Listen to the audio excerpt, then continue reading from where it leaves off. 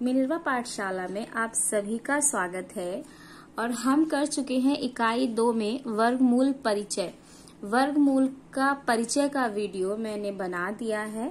आप उसमें जाके वर्गमूल क्या होता है, वर्गमूल कैसे निकालते हैं, वर्ग क्या है, वर्ग कैसे निकालते हैं और कितनी विधियां हैं वर्गमूल ज्ञात करने की, गुणनखंड विधि क्या है, भाग विधि क्या है, इसका एक छोटा सा परिचय दे दिया है वर्गमूल परिचय के वीडियो में।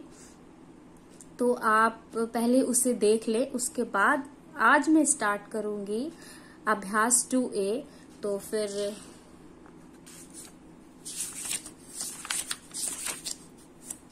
आज हम स्टार्ट करेंगे अभ्यास 2A और 2A में हम स्टार्ट करेंगे फर्स्ट क्वेश्चन से।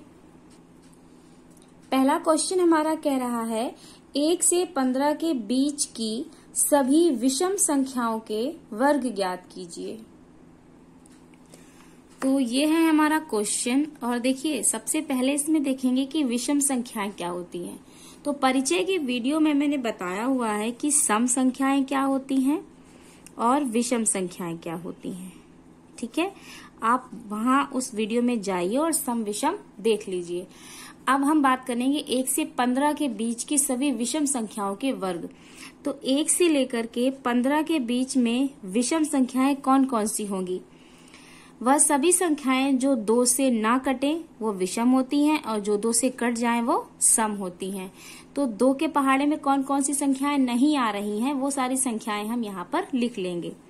तो 1 से लेकर के 15 तक अगर हम देखेंगे तो देखिए एक तो है 2, 2 के बाद में 1 से 15 के बीच में पहली विषम संख्या है 3, 3 2 से नहीं कटती है। 4, 4 देखिए विषम संख्याओं का मतलब होता है 2 के पहाड़े में ना आए, वो सभी हो जाएंगी हमारी विषम संख्याएं। और सम संख्याएं जो 2 के पहाड़े में आ जाएं।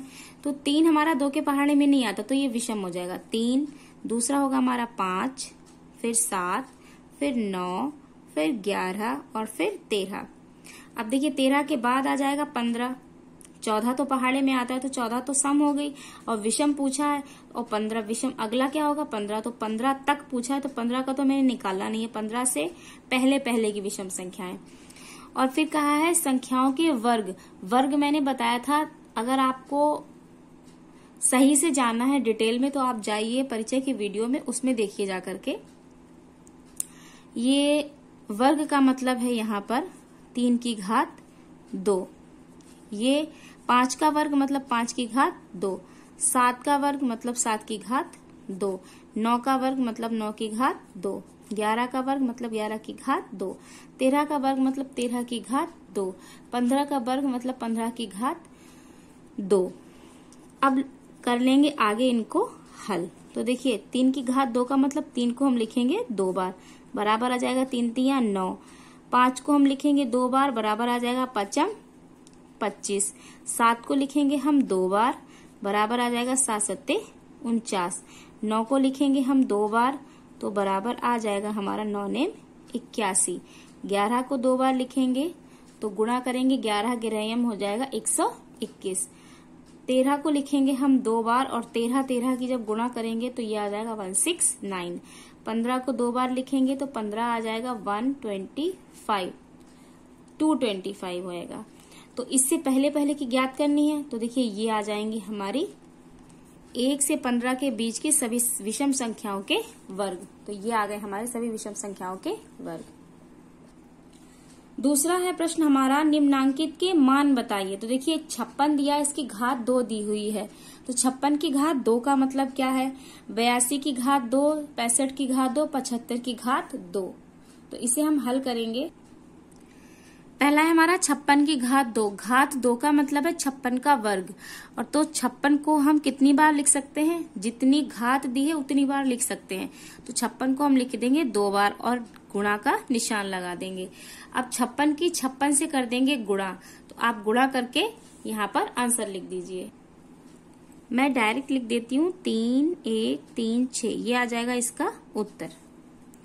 56 लिखना है आपको इस तरीके से, गुणा 56 लिख देना है यहाँ पर और आपस में गुणा कर देनी है। गुणा करेंगे तो देखिए यही आंसर आएगा और ये यहाँ लिख देंगे।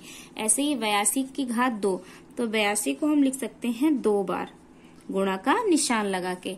अब 82 को हमने 2 बार लिखा, अब क्या करेंगे 82 की गुणा करेंगे तो आंसर हमारा आ जाएगा ये आंसर हमारा आएगा 6724। ये हो गया हमारा आंसर। ऐसे ही 65 को लिखेंगे 2 बार और 65 और 65 की कर देंगे गुणा, तो 65 और 65 की गुणा करेंगे तो उत्तर आ जाएगा हमारा 4225। फिर हमारा है फोर्थ है हमारा 75 की घात 2, तो 75 को कितनी बार लिखना है हमें 75 गुणे 75 2 बार लिखना है और आपस में कर देनी है गुणा। ऊपर 75 लिखिएगा, नीचे 75 लिखिएगा। जब गुणा करेंगे तो आ जाएगा 5 6 2 5। ये होगा उसका उत्तर। थर्ड क्वेश्चन है हमारा निम्नांकित परिमेय संख्याओं के वर्ग ज्ञात कीजिए। तो ये कुछ परिमेय संख्याएं दी हुई हैं हमारी और इनके वर्ग ज्ञात करने, जैसे -5 13/17 -6/7। तो हम स्टार्ट करते हैं फर्स्ट से। देखिए सवाल में कहा गया है कि परिमेय संख्याओं के वर्ग ज्ञात कीजिए, तो वर्ग का मतलब ही होता है घात 2। अगर लिखा है घात 2, जैसे कि देखिए अगर कोई संख्या दी हुई है, कोई भी संख्या है, माना कि कोई संख्या 4 है और 4 की घात 2 है, तो घात 2 को हम कहते हैं वर्ग। और वर्ग अगर कहा गया है तो हम लगा सकते हैं वहां पे घात 2। ऐसे ही देखिए यहाँ है 13/17, तो 13/17 का वर्ग ज्ञात करना है तो 13/17 लिखेंगे और वर्ग ज्ञात करना है। वर्ग का मतलब यहाँ पर घात 2 लगेगी। अब हल करेंगे जब, तो -5 को कितनी बार लिखना है 2 बार, तो लिखेंगे -5 गुणे -5। माइनस को भी लिखना है और 5 को भी लिखना है, ठीक है। तो -5 -5। अब माइनस माइनस की गुणा करेंगे तो गुणा क्या आ जाएगी, प्लस चिन्ह क्या हो जाएगा प्लस का, और 5 25। तो ये हो गया इसका -5 का वर्ग। ऐसे ही जब 13/17 का होल स्क्वायर है, ये मतलब पूरे की घात है 2, तो 13/17 को हम कितनी बार लिख सकते हैं 2 बार। तो यहाँ हम लिखेंगे 13/17 गुणा ऊपर 13 और बटे में 17। क्या नियम होता है, ऊपर की संख्या की गुणा होती है जब परिमेय संख्या दी हुई होती है। देखिए अंश बटे हर के रूप में दी हुई है तो ये परिमेय संख्या हो गई। अब जब गुणा करेंगे इसकी, तो देखिए गुणा हम ऐसे नहीं कर सकते, तिरछी गुणा हम नहीं कर सकते। हमें गुणा करनी है तो हम आमने सामने की गुणा करेंगे, बीच में निशान गुणा का लगा हुआ है। तो 13 की गुणा करेंगे 13 से, 13 की 13 से गुणा करेंगे तो ये आ जाएगा 169। और 17 की गुणा करेंगे हम 17, और 17 की गुणा करेंगे जब हम, तो ये हमारा आ जाएगा 289। ये इसका हो जाएगा उत्तर। ऐसे ही हम करेंगे थर्ड वाला। थर्ड में है -6/7। -6/7 का क्या निकालना है, वर्ग निकालना है। वर्ग निकालना है तो हम इस तरीके से ब्रैकेट लगाएंगे और बाहर लिख देंगे घात 2। अगर कहा जाए वर्ग निकालिए, कि कोई भी संख्या दे रखी हो और अगर कहा जाए कि वर्ग निकालिए, तो उसकी घात आपको 2 लगा देनी है। 2 लगाने के बाद में क्या करना है, अंदर क्या -6/7 है, -6/7 को 2 बार लिख देना है। -6/7 एक बार लिखा, गुणे का निशान लगाना है, फिर से लिख दो -6/7। अब क्या कर देना है, अब कर देना है आपस में गुणा। तो माइनस और माइनस की गुणा करेंगे तो चिन्ह आएगा प्लस का। 6 छंग 36 और नीचे 7 सत्ते 49। ऐसे ही करेंगे हम फोर्थ वाला। ये इसका उत्तर है। फोर्थ में हमारा है 15/19। 15/19 का क्या निकालना है, वर्ग निकालना है। यह एक परिमेय संख्या है। परिमेय संख्या क्यों कहा जाता है इसको आपको पता है, मैं बता चुकी हूँ आपको। परिमेय संख्या इसलिए कहते हैं क्योंकि यह संख्या अंश बटे हर के रूप में है। एक संख्या ऊपर दे रखी हो तो उसे बोलते हैं अंश, और एक संख्या नीचे दे रखी हो तो उसे बोलते हैं हर, और इस लाइन को बोलते हैं बटा। तो अंश बटे हर के रूप में ये संख्या है, तो यह संख्या हो गई हमारी परिमेय। अब क्या करना है, क्योंकि इसका हमें वर्ग निकालना है तो 15/19 लिखना है और ऐसे ब्रैकेट लगा करके यहाँ पर लिख देना है घात 2। अब घात 2 लिख दिया है तो क्या करेंगे, 2 बार लिखना पड़ेगा। तो लिखेंगे 15/19 गुणे 15/19। अब क्या करेंगे, आगे कर देंगे दोनों की आपस में गुणा। तो 15 की गुणा करेंगे तो आ जाएगा 225 और 19 की गुणा करेंगे तो 19 की जब हम गुणा करेंगे तो गुणा हमारी आ जाएगी 361 और ये हमारा हो जाएगा उत्तर।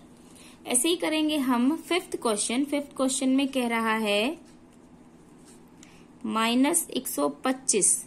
इसे भी इन्होंने परिमेय संख्या बोल दिया। परिमेय संख्या इसलिए बोल दिया है क्योंकि हम इसके बटे में 1 लिख सकते हैं। तो हम लिखेंगे -125 बटे 1 और घात लगा देंगे इसकी 2। जब इसको हम 2 बार लिखेंगे तो देखिए -125 लिख सकते हैं गुणे -125 लिख सकते हैं। जब हम दोनों की गुणा करेंगे तो माइनस माइनस हो जाएगा हमारा प्लस, और संख्या प्लस चिन्ह आप लगाइए या ना लगाइए ये आपके ऊपर है। प्लस का चिन्ह ज्यादातर नहीं लगाया जाता है, अगर कोई चिन्ह नहीं है तो प्लस का मान लिया जाता है। तो हमारी जो गुणा होगी 125 की वो आ जाएगी 15,625। ये हो जाएगा इसका उत्तर। अब करेंगे हम नेक्स्ट 6 क्वेश्चन हमारा है 9 बटे -23। क्या निकालना है, इसका वर्ग निकालना है। तो हम लिखेंगे 9 बटे -23 और इसकी घात लगा देंगे 2, क्योंकि वर्ग निकालना है तो घात 2। अब 9 बटे -23 को लिख देंगे हम 2 बार। अब कर देंगे आपस में हम गुणा। देखिए ऊपर 9 ने ये हो जाएगा 81 और नीचे 23 की गुणा कर देंगे, माइनस माइनस हो जाएगा प्लस। 23 और 23 की गुणा कर देंगे, 3 तिया 9, 3 दूनी 6, 2 तिया 6, 2 दूनी 4, गुणा आ जाएगी 9, 6 6 12 के 2 हासिल 1 5, 529 आ गई इसकी गुणा। ये हो गया इसका उत्तर। यहाँ पर हमारी एक्सरसाइज होती है कंप्लीट। देखिए ये 2A एक्सरसाइज हमारी, हमने फर्स्ट क्वेश्चन लगा लिया, सेकंड भी हो गया हमारा, थर्ड भी हो गया कंप्लीट। अब हम आगे करेंगे 2B एक्सरसाइज। नेक्स्ट है हमारी 2B एक्सरसाइज और ये हम अगले वीडियो में करेंगे। उससे पहले मैंने जो वर्गमूल परिचय का वीडियो बनाया है, आप उसमें जाकर के ये देख लीजिए कि गुणनखंड विधि से वर्गमूल कैसे निकालते हैं और भाग विधि से वर्गमूल कैसे निकालते हैं।